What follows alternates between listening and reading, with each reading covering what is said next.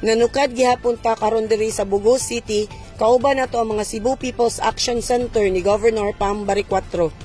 Kaganiha, 5 ka mga barangay ang atong gihatdan og mga relief goods. Dito ta nang hatag sa Purok A ug B sa Barangay Kugon.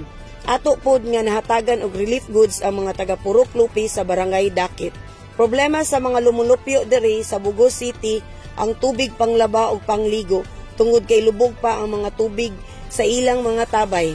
Hinuon, ang Cebu Provincial Government nag-deploy na og mga water tanker para sa mga komunidad aron adunay magamit ang katawhan nga tubig pangligo ug panghugas.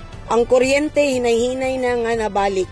Adunay mga barangay nga wala pay kuryente. Sa pagkakaron, adunay gihapoy panagsa ka mga aftershocks nga nasinati diri sa Bugos City.